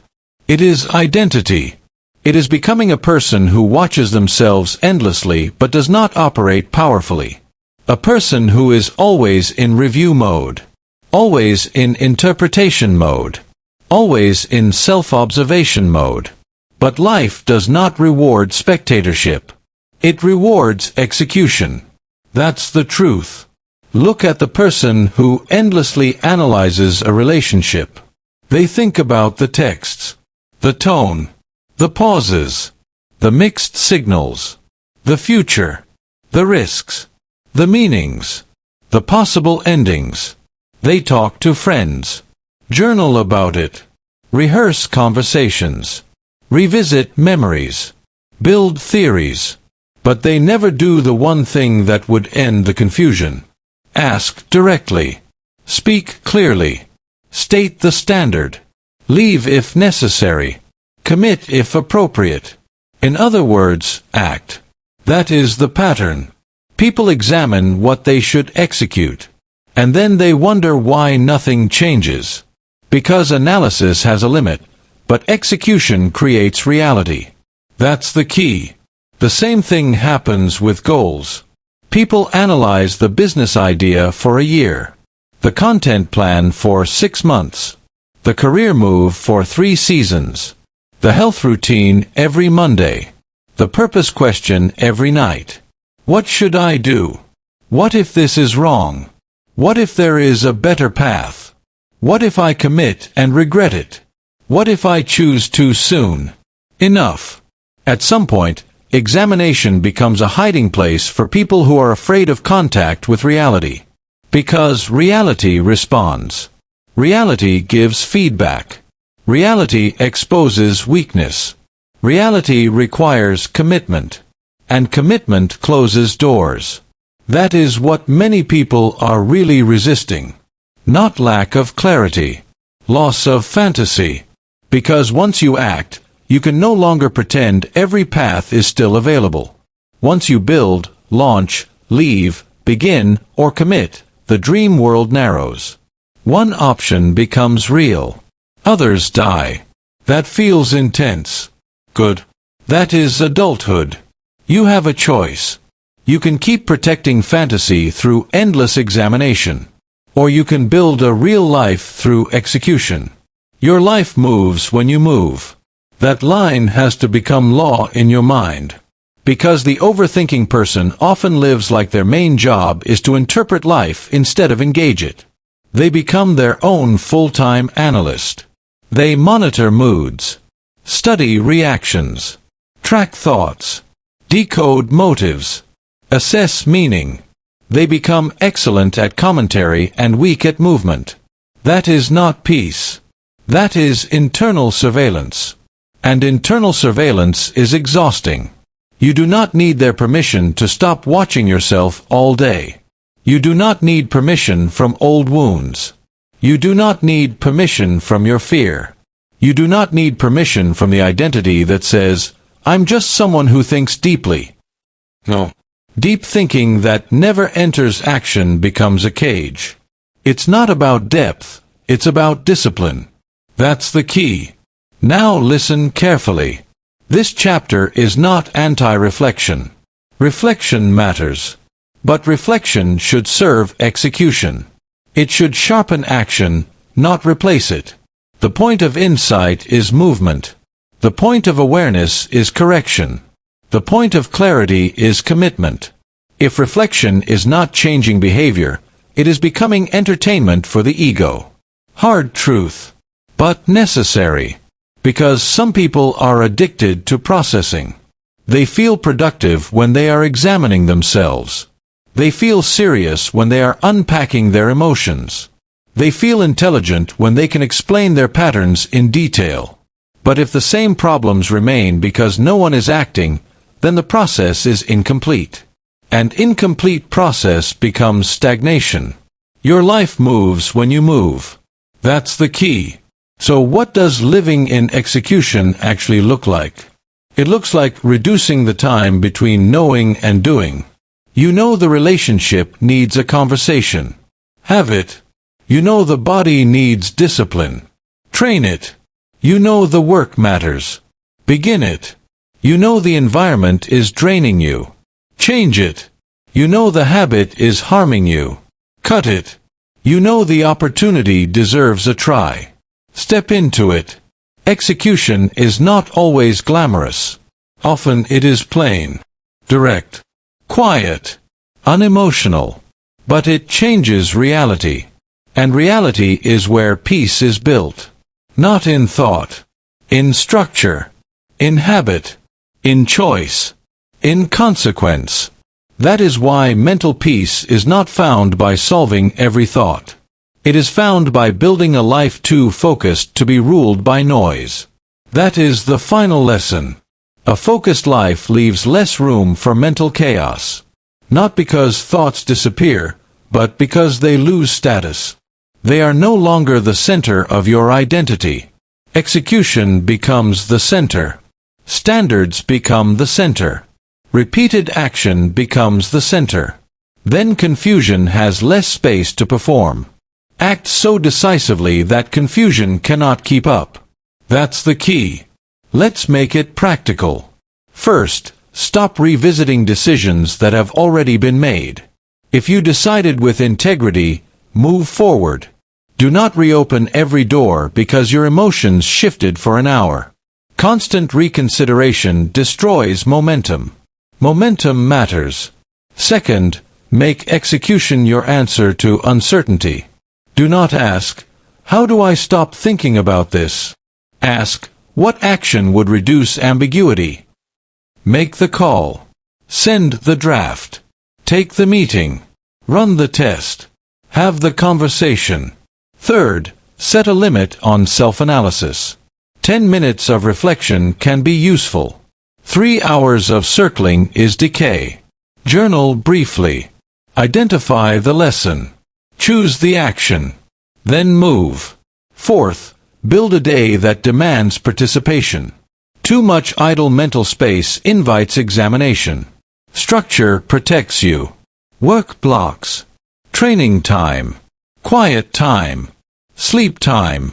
Focus time. Your mind behaves better when your life has shape. That's the key. Fifth, stop waiting to feel finished internally before you start living externally. You will not resolve every insecurity first. You will not eliminate all fear first. You will not become psychologically perfect first. Life is not lived after total internal completion. Life is lived now. In motion. In correction. In unfinished strength. You have a choice. You can spend the next year examining your potential. Or you can spend it executing your reality. One leads to more thought. The other leads to transformation. And transformation is what this whole book has been about. Not theory. Transformation. You have learned that thoughts are not commands. Delay is not wisdom. Stories are not facts. Small decisions should not drain your power. Imagined disaster should not be rehearsed. The body must be regulated. The mind needs orders. Life must be simplified. Action must become trustworthy. Now all of it points here. Execution. Because execution is where the reset becomes visible. Execution is where self-trust becomes real. Execution is where clarity hardens into character. Execution is where overthinking starts starving for good. Act so decisively that confusion cannot keep up. Use that sentence when you start circling. Use it when you start stalling. Use it when you feel the old identity trying to pull you back into analysis without movement. Then act. Not recklessly. Decisively. That is the difference. And once you live like that, something powerful happens. Your mind grows quieter not because you forced every thought to disappear, but because your life stops revolving around thought. It starts revolving around action, structure, standards, and forward motion. You become harder to distract internally because you are too busy building something real. That is peace. Not perfect silence. Directed force. Your life moves when you move. Never forget that. Overthinking ends when execution becomes identity. When you stop being your own observer and start being your own operator, everything changes. The fog lifts because you stop feeding it. The fear weakens because you stop obeying it. The noise fades because your life gains direction. You do not need one more insight. You need movement. You do not need one more explanation. You need execution. You do not need a perfect mind. You need a disciplined life. That is the reset. That is the method. And now it is yours. You stopped worshipping thought. You stopped waiting. You stopped feeding stories, friction, and fear. You trained the body, commanded the mind, simplified the field, and rebuilt trust through action. Good. Now there is only one thing left to do. Close this book, enter your life, and prove it. You have heard the method. Now live it. Stop worshipping every thought. Stop waiting for perfect timing. Stop turning facts into stories, small choices into drama, and uncertainty into disaster. Calm your body. Cut the noise. Give your mind orders. Simplify your life. Build self-trust through action. And above all, stop examining your life so much that you forget to live it. Overthinking ends when execution begins. Clarity does not come to those who sit still and search forever. Clarity comes to those who move, correct, and keep moving. So here is your challenge. For the next 7 days, when your mind starts spinning, do not negotiate with it. Name the thought. Return to the fact. Make the next decision. Take the next action. Then repeat. 7 days. No mental theater. No emotional rehearsals. No endless inner meetings. Just action, correction, and forward motion. That is your reset. Start now.